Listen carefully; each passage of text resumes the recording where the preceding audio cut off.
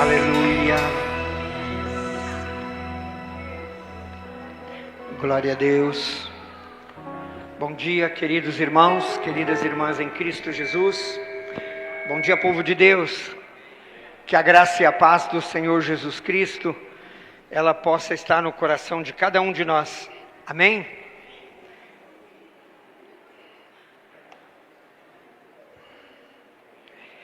Hoje nós vamos meditar um pouquinho no livro do Gênesis. Eu gosto muito do livro do Gênesis, o livro dos começos.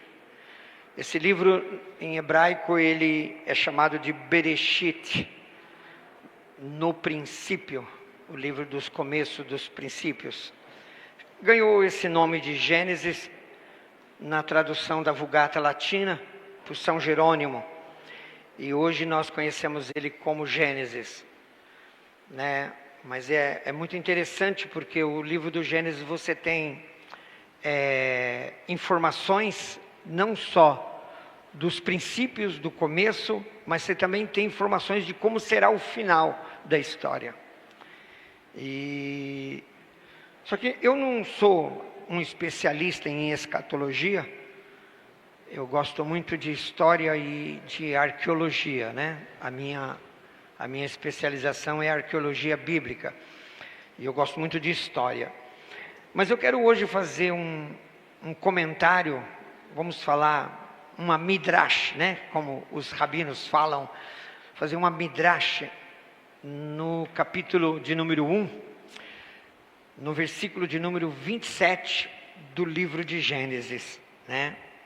E o título da nossa midrash é Feitos à imagem e semelhança de Deus. Amém? Então, se você olhar para o seu irmão, para a sua irmã que está do seu lado, você vai ver que ele foi feito à imagem e à semelhança de Deus. Como eu disse, o nosso texto áureo está aqui em Gênesis capítulo 1, versículo de número 27, que diz assim, olha: criou, pois, Deus o homem à sua imagem, a imagem de Deus o criou, homem e mulher os criou. Amém? Curve tua cabeça um pouquinho aí e vamos orar um pouquinho. Senhor nosso Deus, Papai Santo, é no nome do Teu Filho Jesus Cristo que eu me coloco mais uma vez na Tua santa presença nessa manhã, Papai, para poder, Senhor, falar contigo e receber das Tuas bênçãos. Paizinho querido, 3 coisas somente eu quero te pedir. A primeira, que eu seja usado por Ti para transmitir a Tua palavra aos meus irmãos, que aqui eles estão para ouvi-la, Senhor. A segunda, Pai, que os meus irmãos possam compreender nos seus corações e na sua alma a Tua palavra que vai ser ministrada. E a terceira, Papai, repreenda o maligno, para que ele não roube nada que seja da Tua palavra, que vá ao coração do meu irmão e da minha irmã. E que possamos, Papai Santo, desde agora, Senhor, Te render glórias e honra, porque só Tu és Deus. Papai, eu Te louvo no nome de Jesus. Amém.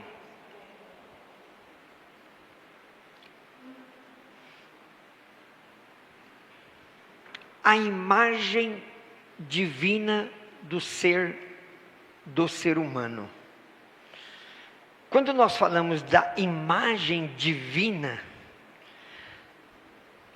imediatamente na nossa finitude, nós já imaginamos Deus com cabeça, troncos, membros, olhos, boca, pés, não imaginamos?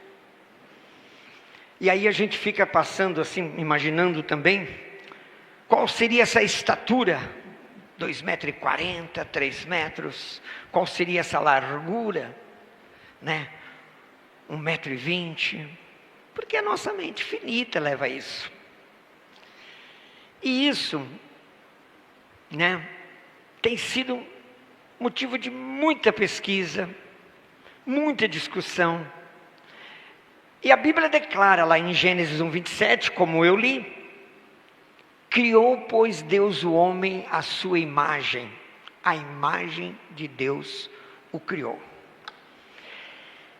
Essa afirmação aqui, ela é muito profunda, só que ela levanta muitas questões, não é? E eu já comecei levantando essas questões para você. Como seria esse Deus? Como foi, né? Qual foi a imagem que Moisés viu quando ele esteve face a face com Deus?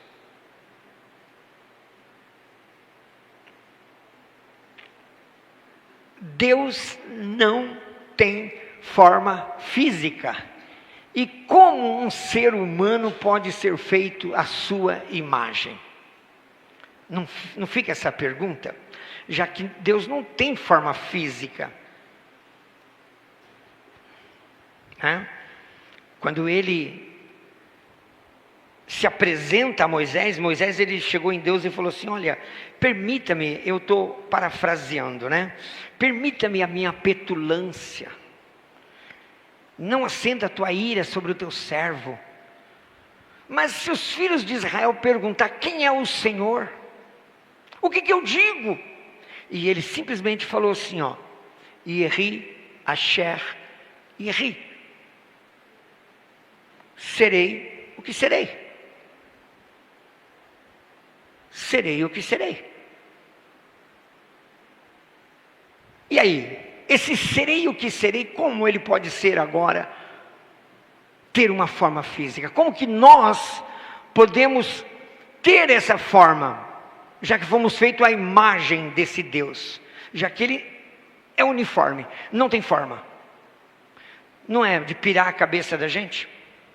Eu confesso para vocês, irmãos, que eu às vezes começo a mergulhar na palavra de Deus, e às vezes pira, sabe? Parece que o Tico e o Teco aqui não ficam conversando, e eu fico às vezes remoendo, falando sozinho, e a minha mulher falou: o que você está fazendo?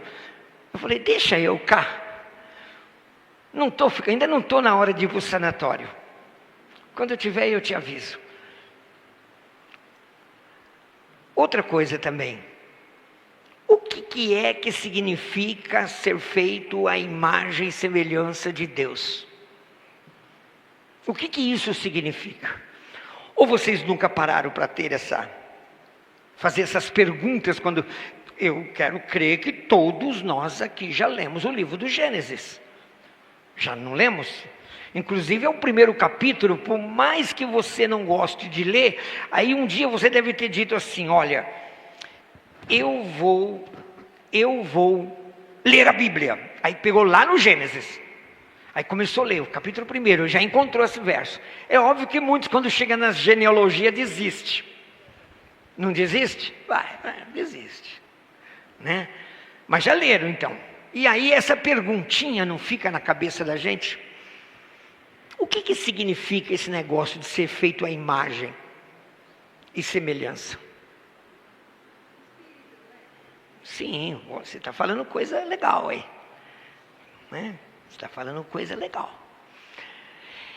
Então, queridos, nós vamos tentar explorar esse conceito em diferentes níveis. Amém?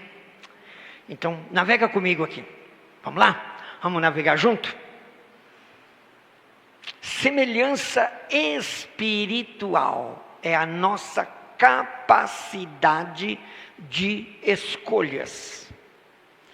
Você hoje escolheu estar aqui, não escolheu?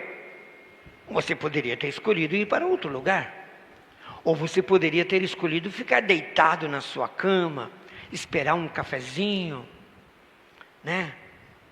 Mas aqui tivemos um pão de queijo maravilhoso, e eu acredito que sobrou para depois do culto.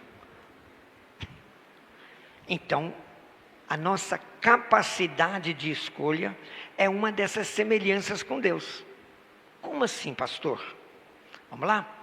Os sábios de Israel, eles explicam que a imagem divina do homem não é física, no homem, aliás, não é física, mas é uma imagem espiritual. Então, quando você olha para o seu irmão e olha para ele com os olhos da fé, você precisa enxergar Deus nele. Sim, irmãos. Você precisa enxergar Deus nele. Por quê?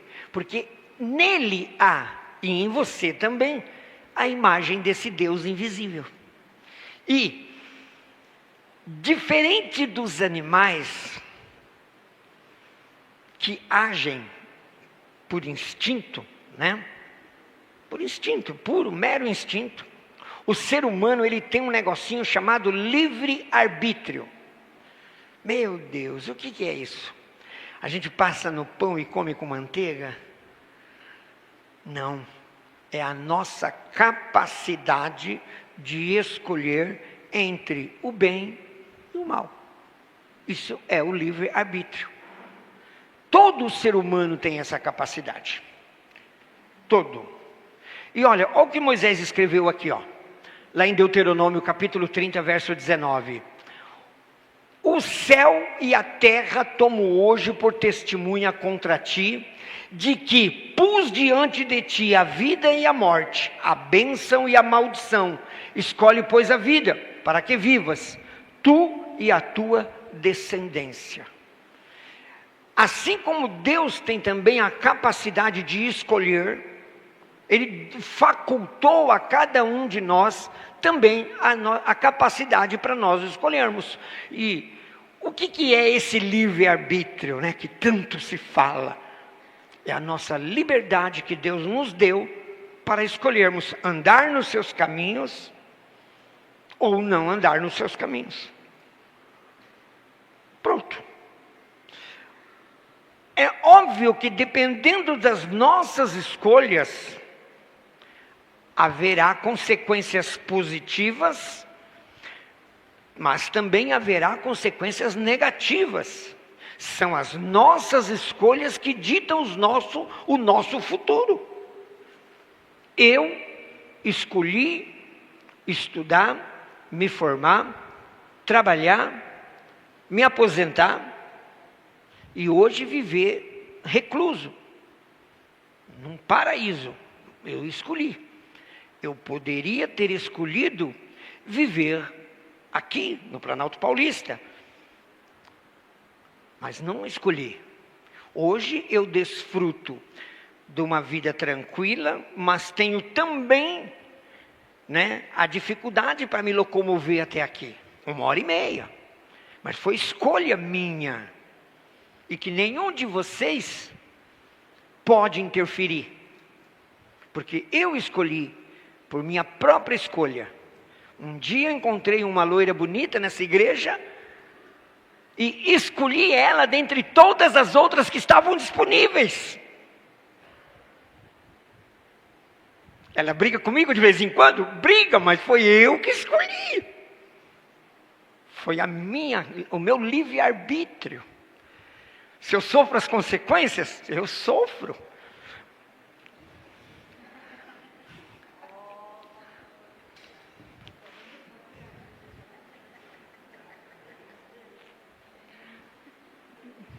Mas foi as minhas escolhas. As tuas escolhas fazem você ser quem você é. E dita o teu futuro. Como vai ser a sua vida. Olha o que Moisés colocou. Ó. Eu coloquei diante de ti a vida e a morte. Agora Moisés ainda ele foi muito legal. Ele falou, vou te dar um conselho. Escolhe a vida. Escolhe a vida. Deus, ele nos deu a liberdade de escolher. Não é que Deus seja um Deus cruel. Isso não é crueldade. Não é crueldade. Mas a liberdade, o livre-arbítrio, irmãos, é o mecanismo que nós temos. Eu vou filosofar um pouquinho com vocês. É o mecanismo que nós temos de sentir prazer na recompensa. Porque senão qual recompensa teríamos? Que prazer teríamos na recompensa do Olam Rabá, do mundo vindouro, se não tivéssemos a liberdade de escolher? Deixa eu exemplificar para vocês. Um empresário, ele contratou um funcionário como contínuo. É contínuo ainda? Fala, contínuo ou office boy? Não sei, estou meio desatualizado. Contínuo. E esse funcionário foi trabalhando, foi estudando, foi progredindo, dali a pouco ele chegou a um cargo de gerente geral. E ele está tomando conta de um departamento grande da empresa. Mas o empresário tem um filho, com a mesma idade. Mas é o filho do patrão. Aí botou ele também para tomar conta de um outro departamento. E os dois sentam na mesa um do lado do outro, ganhando o mesmo salário. Qual dos dois tem mais prazer no salário no final do mês quando recebe? O contínuo ou o filho do patrão? Qual dos dois tem mais prazer quando recebe aquele salário? O contínuo. O contínuo, porque ele valorizou cada etapa da vida dele. Irmãos, o livre-arbítrio Deus deu para nós valorizarmos cada etapa da nossa vida espiritual. Cada luta que passamos, temos uma vitória, e cada vitória tem um gostinho, sabe do quê? Da satisfação, porque você tomou a decisão correta, você usou do seu livre-arbítrio, da sua liberdade de escolher, escolheu a decisão correta e agora é recompensado. Vocês estão entendendo para que serve o livre-arbítrio? É para termos o gostinho da vitória. Porque senão, qual gostinho de vitória nós teríamos se fôssemos obrigados, estamos tudo dentro de uma caixinha, que nem a minha mulher fala, você é engenheiro, você é cartesiano, X, Y, X, Y, X, Y. Que prazer teríamos numa vida se vivêssemos de forma cartesiana? Nenhuma. Então, o prazer nosso, quando nós fazemos as escolhas certas, e tomamos a decisão correta, usamos a nossa liberdade de escolher, e escolhemos a opção correta, e somos recompensados, porque também se escolhemos a decisão incorreta, né, a opção incorreta, nós também seremos recompensados pela nossa escolha. Mas quando usamos a opção correta, somos recompensados. E aí é o gozo. É o empregado que começou lá embaixo na empresa. Valoriza. O outro não. Tanto faz. O papai vai depositar o dinheiro na minha conta no final do mês. Ele vai vir de qualquer maneira, eu sou dono de tudo isso. Esse poder de decisão reflete a própria essência de Deus dentro de nós. Que Deus é livre, ilimitado e toma todas as decisões corretas. Olha, Romanos capítulo 8, versículo 28, Paulo ele escreveu, ele disse assim, olha, eu acho que vocês estão careca de saber já, porque todas as coisas cooperam para o bem daqueles que amam a Deus e são chamados para o seu propósito. Nós estamos careca de saber disso. Então, esse poder de decisão que nós temos, reflete o quê? A semelhança espiritual de Deus em nós. Amém? Quando tomamos decisões conscientes, nos tornamos essa centelha divina dentro de nós. Quando nós estamos diante de uma situação, você tem a liberdade para escolher caminho A, caminho B, o que Moisés escreveu aqui, o apontador não aponta aqui, o que Moisés escreveu aqui. Quando nós escolhemos, fazemos a escolha certa, a escolha correta, imediatamente invade em nós uma centelha divina. E cada vez que nós acertamos nas nossas escolhas, a nossa semelhança com Deus se aproxima. Amém? Outro ponto. Criadores de realidade. É outra semelhança de Deus em nós. O poder da palavra. Tá? Nós nos tornamos também criadores da realidade. Eu não sei qual é a tua realidade, tá? Outra capacidade única do ser humano é a capacidade de falar e criar. Mas falar e criar com as suas palavras.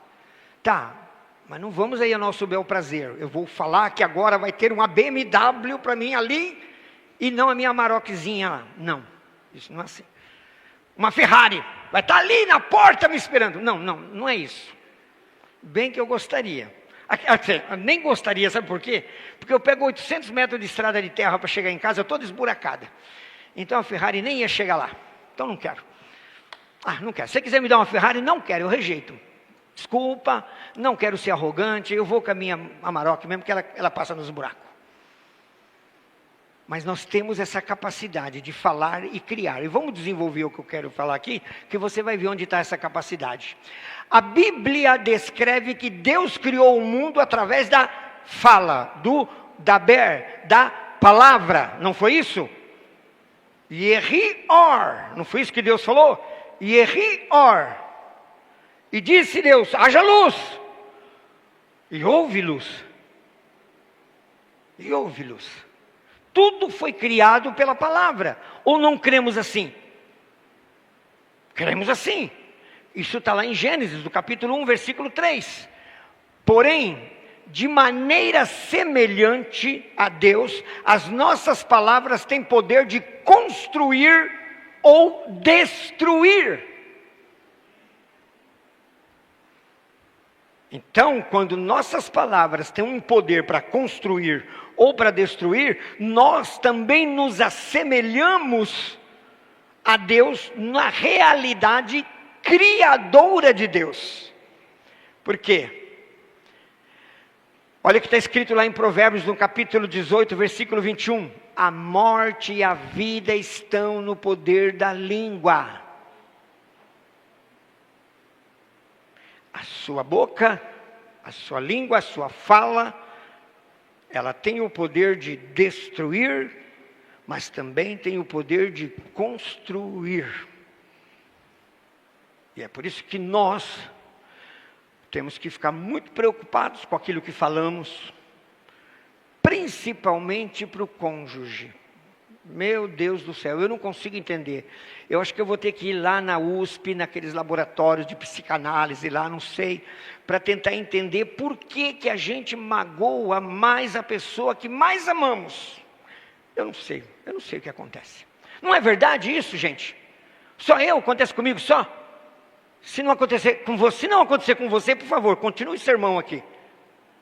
Mas acontece com todos nós temos a capacidade de ofender, de magoar a pessoa que mais amamos, aquela que está ali do nosso lado. Por que isso acontece com a gente?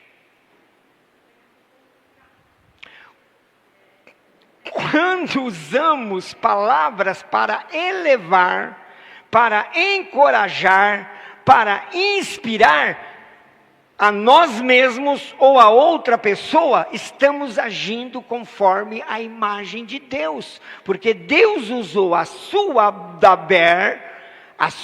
palavra. Lembra do sermão quando eu preguei do Mendra? A palavra para criar. Então, quando nós usamos a nossa palavra para encorajar uma pessoa, para tecer um comentário que seja construtivo para essa pessoa, nós estamos agindo conforme Deus. Nós estamos construindo nela uma autoestima mais elevada. Agora, quando nós, usamos a mesma fala para ferir, para desmoralizar, para amaldiçoar, nós estamos distorcendo o dom divino que está dentro de nós. Vocês já repararam com tudo isso? Eu me lembro uma ocasião que eu trabalhava numa empresa, não vou dizer o nome, que mandaram eu fazer um cálculo de umas listas de motores para um cliente X, não vou dizer também o nome.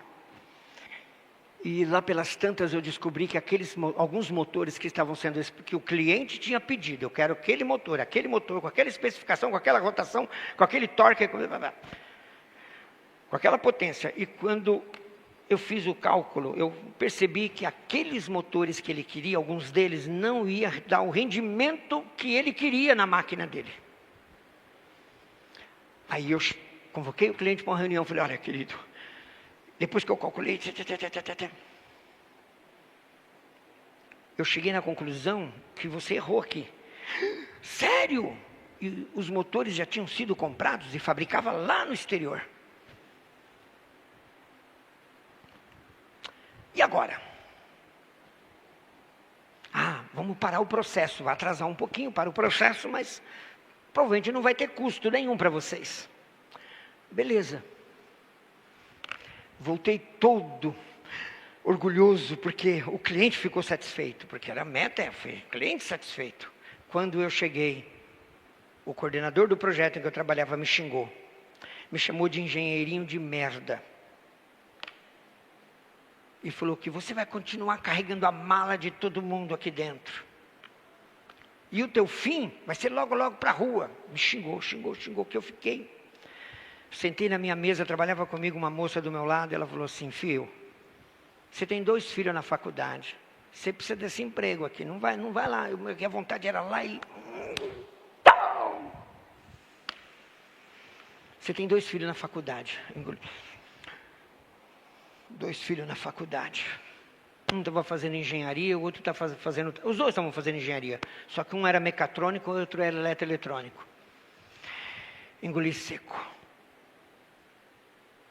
Passaram uns 4, 5 meses, aí veio o diretor, vice-presidente da empresa que eu tinha ido falar dos motores, perguntando quem era o fulano, que era eu. Veio com o diretor também, da área, da divisão, e na frente de todos, me exaltou. Olha, por causa disso nós estamos agora ganhando mais um contrato de tantos bilhões, dinheiro esse que eu ia trabalhar a minha vida inteira e não ia ganhar. Mas só porque 5 motorzinhos eu mudei.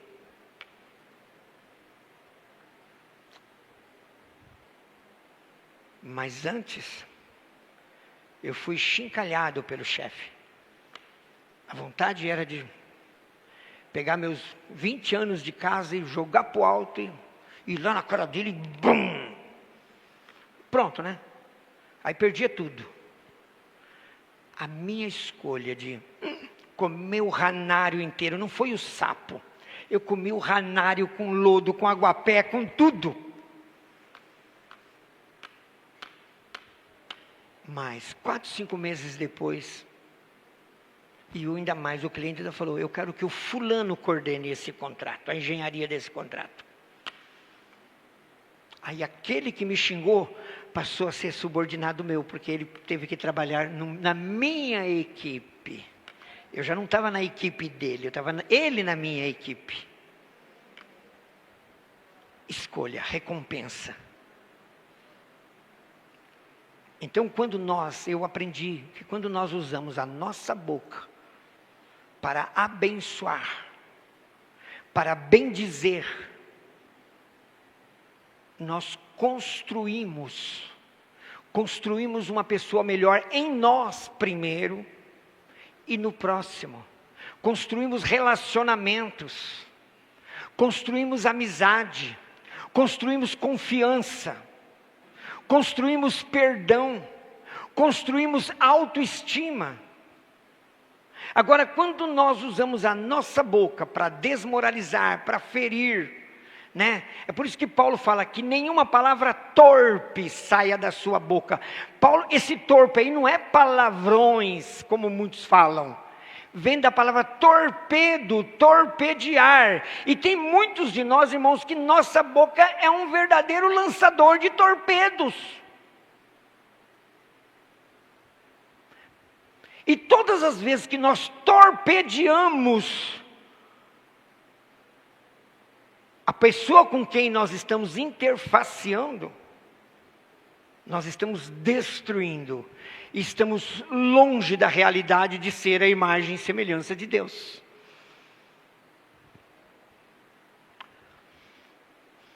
missão de refinar o mundo. Deus criou, mas o homem tem a missão de refinar. Como assim, pastor? Vamos lá. Deus nos criou com um papel específico. Lá em Gênesis capítulo 2, versículo 15. Obrigado, Vlad, que você consertou aí. Que diz assim. Eu vou até ler. Gênesis capítulo 2. Versículo 15.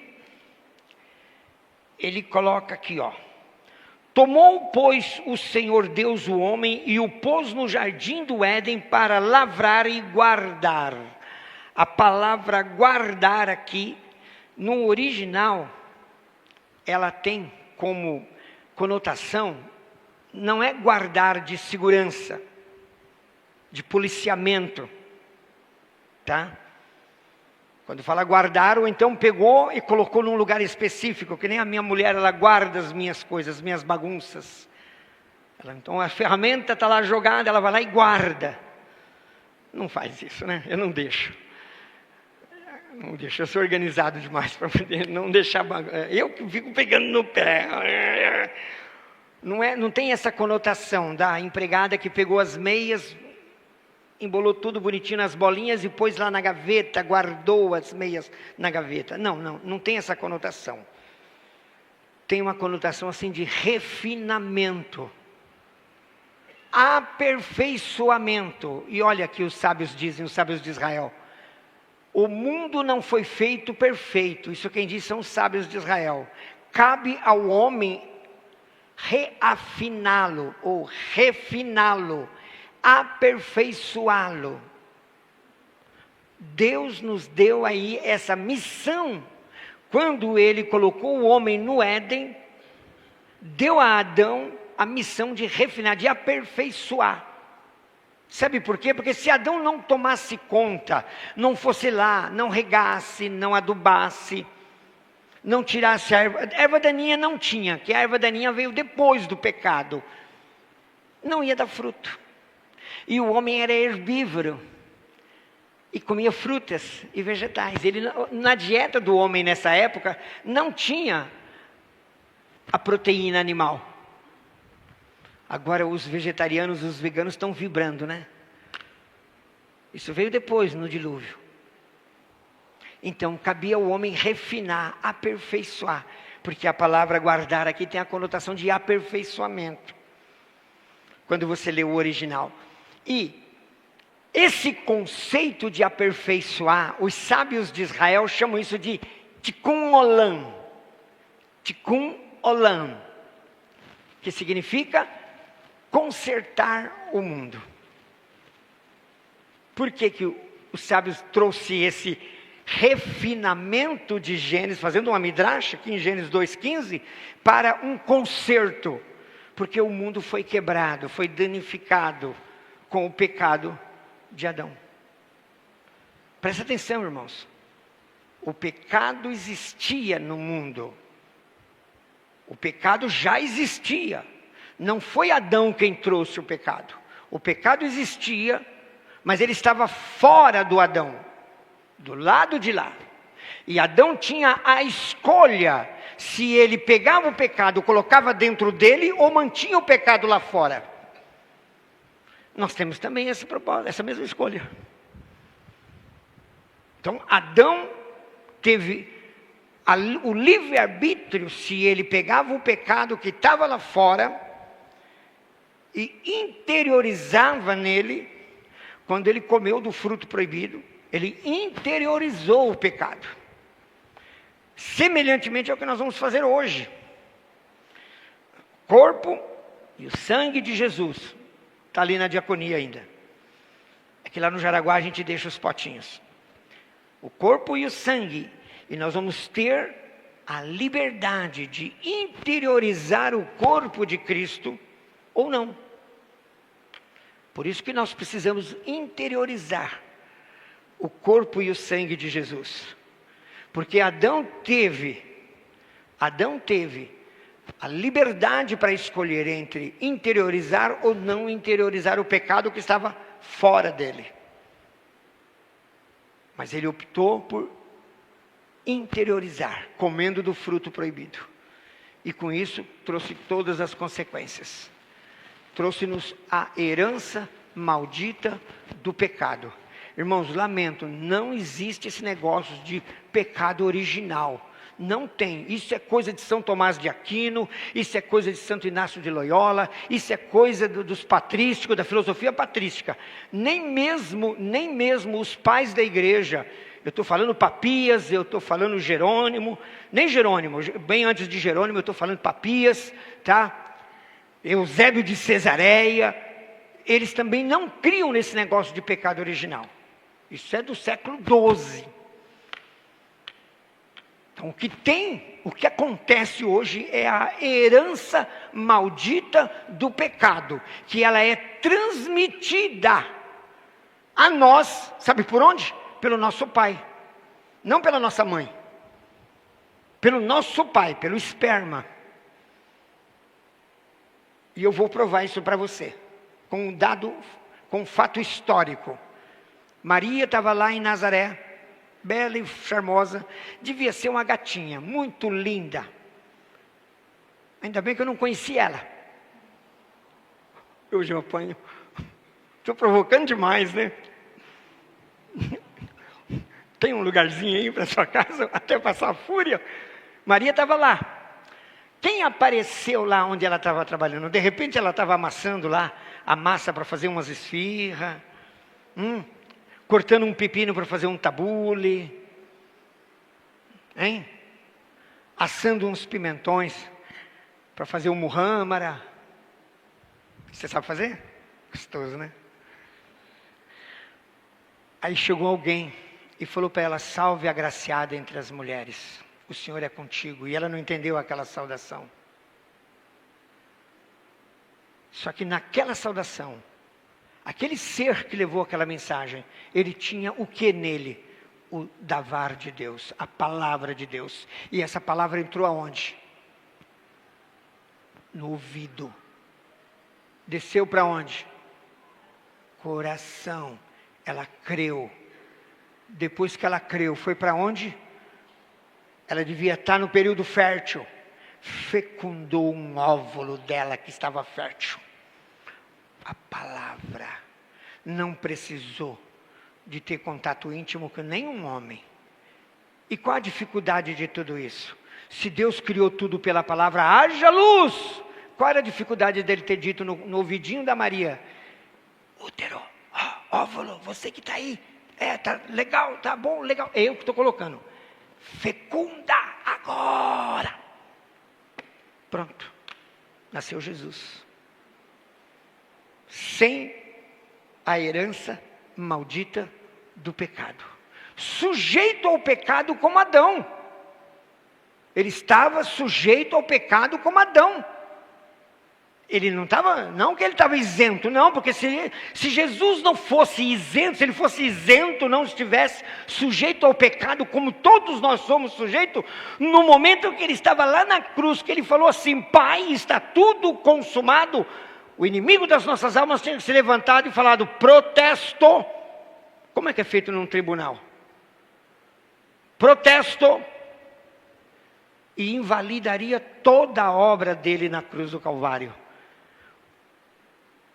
Porque ele não estava sujeito ao pecado. Mas isso que é o gostoso, irmãos. Isso que me dá gozo, isso que me dá felicidade. Sabe por quê? Porque ele viveu nessa terra sujeito às mesmas paixões que eu passo, sujeito aos mesmos pecados aos quais eu estou suscetível, mas ele não pecou. E com essa situação, aleluia! Ele está diante da glória de Deus intercedendo pela igreja. Aleluia!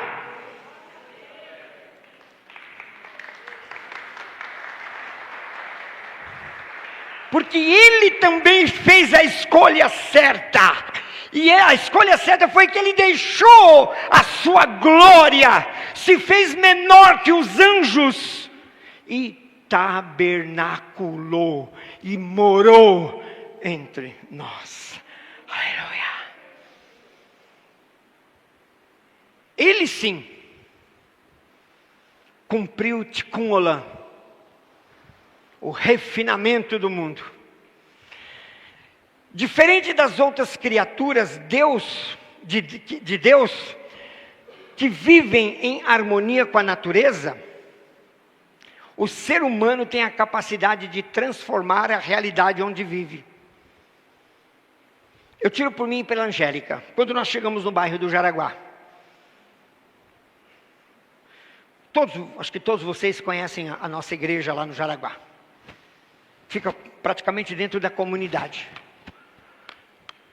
Irmãos, não tinha nada, absolutamente nada, a ponto da Angélica começar a orar a Deus e falar: Senhor, por que o Senhor nos mandou aqui? Rua sem saída, uma única entrada para ir para o bairro, um espigão danado para subir. Mas foi nós chegarmos, Deus começou a transformar aquele lugar. Nós precisamos nos esforçar para transformar o meio ambiente onde a gente vive. Dentro da sua casa, se é uma casa de inferno, uma casa de briga, uma casa de guerra, você é a luz do mundo. Se tem trevas, a sua luz tem que dissipar aquelas trevas, a sua paz tem que dissipar aquela guerra, o seu amor tem que dissipar aquele ódio, porque senão você não vai cumprir o Tikkun Olam. O refinamento, você está vendo aonde nós estamos colaborando com Deus no refinamento do mundo? Irmãos, não é mexendo com a terra, não é reconstruindo o prédio, não. Muito embora nós temos a capacidade de fazer tudo isso, né? Nós podemos construir civilizações, desenvolver conhecimentos, melhorar a vida que está ao nosso redor, mas primordialmente essa semelhança de Deus em nós é a capacidade que nós temos de onde chegarmos, as coisas têm que mudar para melhor. Precisamos nisso. E é nossa essa responsabilidade. Eu não sei como é a sua vida. Eu não sei. Eu tenho um irmão, filho do meu pai e de minha mãe, que onde ele chega ele tem a capacidade de destruir. Sério. Eu tinha plantado um canteiro enorme de cenoura. Para quem não sabe, eu sou um pastor agricultor. Tá? Deixei de ser engenheiro para ser agricultor. Amo a terra. Amo mexer na terra, minhas mãos sujas de terra, roupa suja de terra, e nem deixa entrar em casa porque toma banho primeiro. E eu tinha plantado um canteiro enorme de cenoura. Semana que vem iria colher as cenouras. Ele chegou para fazer uma visita, passar uns 15 dias em casa. Ele teve a capacidade de ir lá e bagunçar tudo, matar quase todas as cenouras.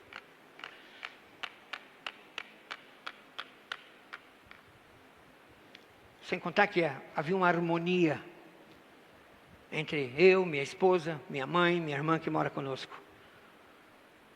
Teve a capacidade de criar um furdúncio lá, até a hora que nós começamos a orar para esse cara ir embora. Tem pessoas assim, gente. Tem pessoas assim. Eu ainda fui mais esperto. No auge desse negócio, meus filhos falaram: pai, quer passar o seu aniversário aqui comigo em Dublin? Quero, manda o dinheiro que eu estou indo. Mandaram a passagem e eu, vão! Fica aí, Angélica.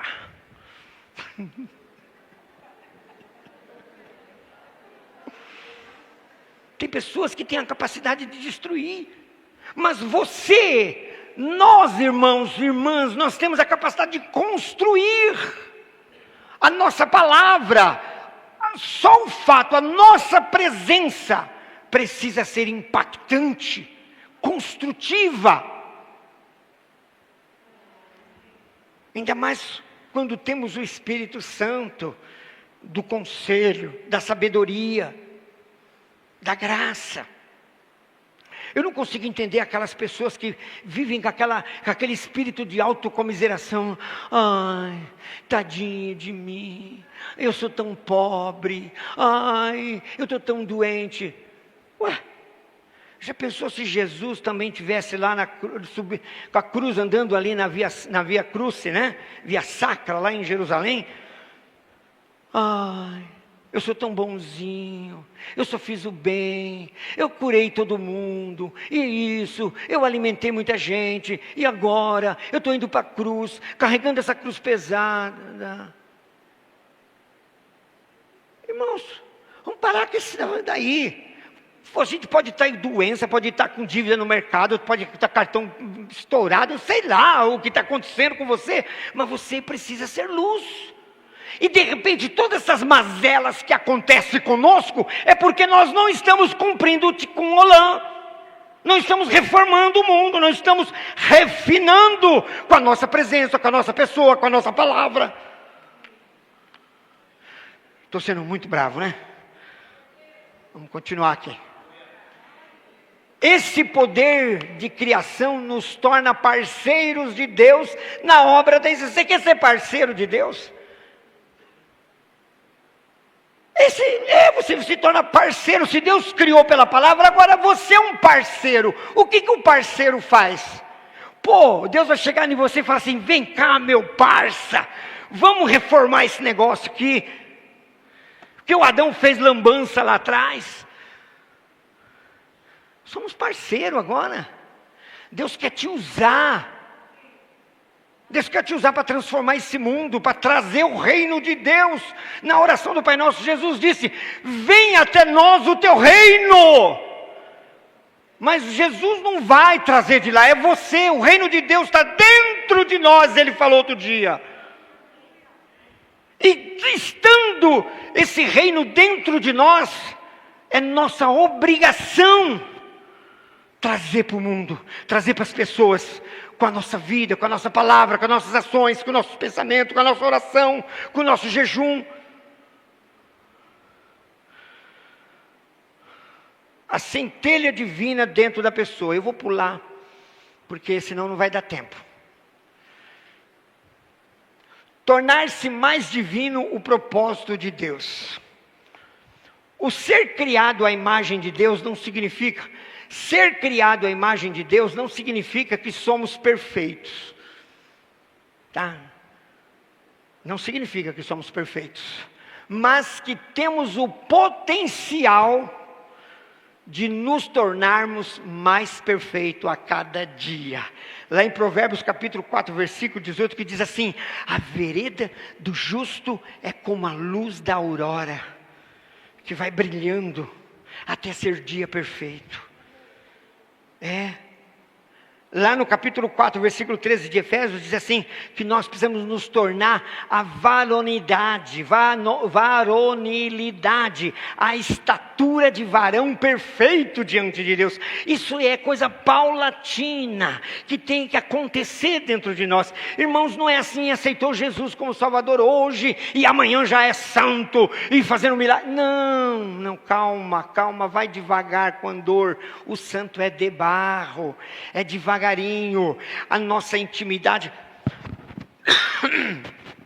perdão, queridos, a nossa intimidade com Deus é o que vai fazer com que dia após dia, horas após horas, nós vamos alcançando esse estágio de perfeição. Não cobre perfeição de nenhum de nós pastores, por favor. Não cobre perfeição do seu marido. Não cobre perfeição da sua esposa. Não cobre perfeição dos seus filhos. Porque todos nós estamos em construção. Uns, a obra está mais acelerada, outra, a obra está um pouquinho retardada, mas estamos em construção. Não é, irmão? Você que é engenheiro, não sabe disso? Obra atrasada? Não cobre isso, porque nós temos a capacidade de cobrar, e quando a gente começa a cobrar, as nossas cobranças, a gente não sabe fazer uma cobrança suave. Aí a gente, o que nós fazemos? Nós descumprimos o Tikkun Olam, nós desconstruímos ao invés de construirmos.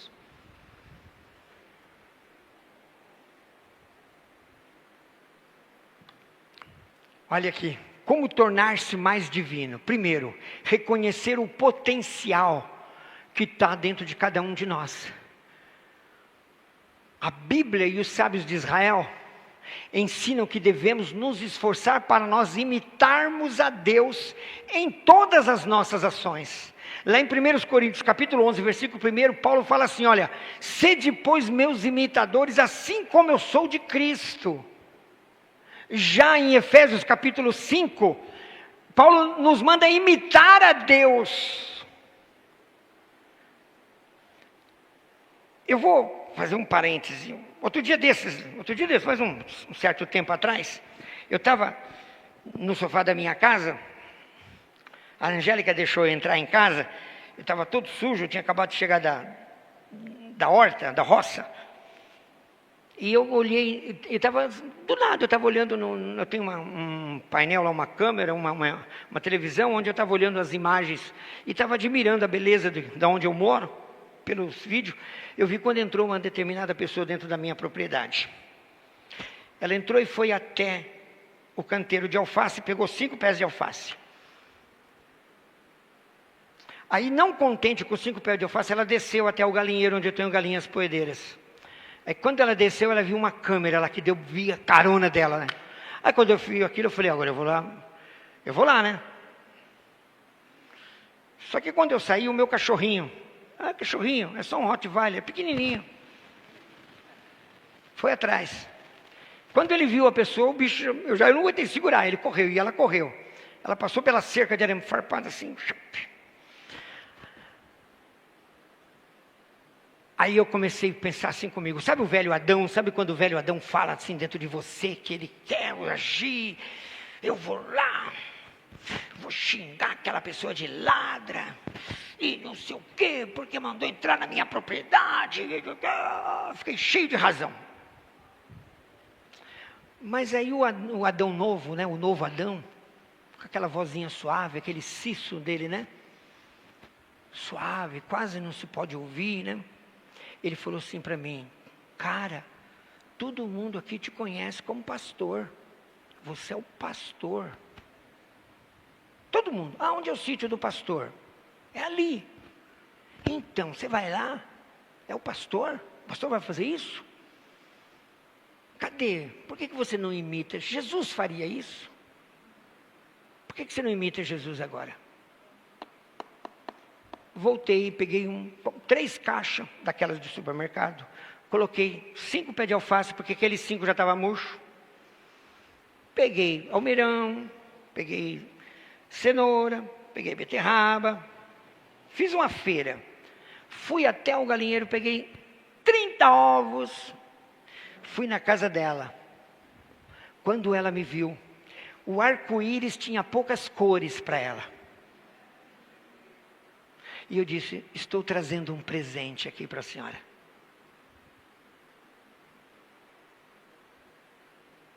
Foi o que o Espírito Santo mandou eu fazer. Ela ficou tão envergonhada, ela levou as caixas para dentro, que ela ficou tão envergonhada que não teve coragem de voltar. Eu também não queria. Muito obrigado. Ela mandou o filho trazer as caixas. É claro, eu não deixei na cerca de arame farpado. Gastei 3.000 e tantos reais para poder fazer uma tela de alambrado lá, para poder não entrar. Mas e se eu tivesse ido lá, e eu tinha razão, tinha ou não tinha? Chamado a polícia e tudo mais. Cadê o meu potencial de imitar a Deus? Irmãos, todos os dias nós ofendemos a Deus. E Ele, com paciência, nos acolhe. Não é verdade? Praticar virtudes de vida. Assim como Ele é misericordioso, seja misericordioso. Assim como Ele é compassivo, seja compassivo. Isso está no Talmud do Shabat, Talmud Bavli, no seu capítulo, no seu versículo 133b, a parte B do verso. Eu trouxe esse verso talmúdico, vocês me perdoem, mas isso é muito interessante, porque ele está de acordo com o que Paulo escreveu lá em Coríntios e em Efésios. Assim como Deus é misericordioso, nós precisamos ser misericordiosos. Assim como Deus é compassivo, nós precisamos ser compassivos. Perdão porque eu trouxe aqui sabedoria judaica, mas nós somos filhos dos judeus, né? Na fé. Deus chamou o povo, eles são os povos eleitos, e muita coisa boa eles têm para nos ensinar. E nós temos Jesus para doar a eles, mas ainda eles não querem, mas um dia vão querer. Fica tranquilo, uma hora vai chegar. Mas enquanto isso não chega, vamos aprender o que os sábios falam. Tá? Sendo compassivo, sendo misericordioso, você está imitando Deus, porque Deus é misericordioso, você é compassivo. E a Bíblia fala que as misericórdias de Deus são a causa de nós não sermos consumidos. O que é isso? Esse é um Deus compassivo. O que é isso se não é uma misericórdia? Ele é a causa de nós não sermos consumidos. Amém? Transformação diária. Essa escolha a bondade sobre o egoísmo. Escolha a paciência sobre a ira. Escolha a generosidade sobre a indiferença. E outras coisas mais. Fazendo assim, nós nos aproximamos cada vez mais do propósito de Deus. Nós precisamos criar empatia. Eu não disse simpatia, eu disse empatia pelo próximo. Eu vou contar uma historinha da fazenda. Tinha lá o ratinho, coisa de criança, a galinha e o porco. E aí o ratinho viu que o patrão comprou uma ratoeira. Isso, ele ficou desesperado, saiu gritando para tudo quanto é lado, o patrão comprou uma ratoeira. Passou no galinheiro, e lá estava a dona galinha. Cococó, cococó, cococó, cococó. E o ratinho falou, você está aí desse jeito, o patrão comprou uma ratoeira. A dona galinha falou assim, o que eu tenho a ver com isso? Eu não vou bicar ratoeiras. Eu nem sei o que é isso. Isso é um problema seu. Tudo bem. Ele correu, foi para o chiqueiro, estava lá o porquinho. E aí ele falou, o patrão comprou uma ratoeira. E o porco falou, querido, eu não saio daqui. Estou lá muito preocupado com ratoeira? Estou nada. A minha comida vem até a mim. Então, só que dias depois, a mulher do patrão, desavisada, pisou na ratoeira. E a ratoeira cortou o pé dela. E ela precisou ser internada. Aí ela volta para casa convalescente. Quem está convalescente, o que é o remédio melhor? Canja de galinha. O patrão foi lá e matou a galinha para fazer uma canja. Só que a coisa complicou e ela morreu. E veio muitos parentes para o velório da mulher do patrão. E o patrão falou, como que agora eu vou dar de comer para esse povo todo? Foi lá e matou o porquinho para poder fazer o almoço para todo mundo. Não é problema meu. Vocês estão entendendo? Moral da história. O ratinho continuou vivo. Mas o porco e a galinha, que não era problema deles, foram quem morreu. Falta de empatia. Esse é um mal que afeta a nossa igreja no século 21. Não é só aqui na comunhão, não. Lá na comunhão do Jaraguá também, em qualquer outro lugar. Cada um por si, Deus para todos. Não, isso não existe. O que existe, você é meu irmão em Cristo. A dor que doer aí em você tem que doer em mim. Estou terminando. Ufa, terminei. Conclusão. Ser criado à imagem de Deus não é apenas um conceito bom, é um chamado para viver com consciência, tá? É um chamado para viver com consciência. E também significa que cada um de nós temos um propósito único, que nossas escolhas importam e carregam dentro de cada um de nós um pedaço da essência divina.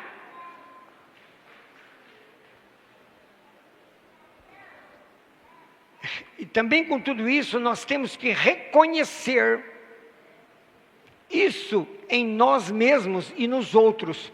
Podemos transformar a nossa maneira de viver, tratando a vida com mais significado, com mais responsabilidade e com mais amor. Amém? Que Deus possa nos abençoar. Afinal, somos muito mais do que matéria. Nós somos um reflexo da luz infinita de Deus. Que Deus nos abençoe em nome de Jesus.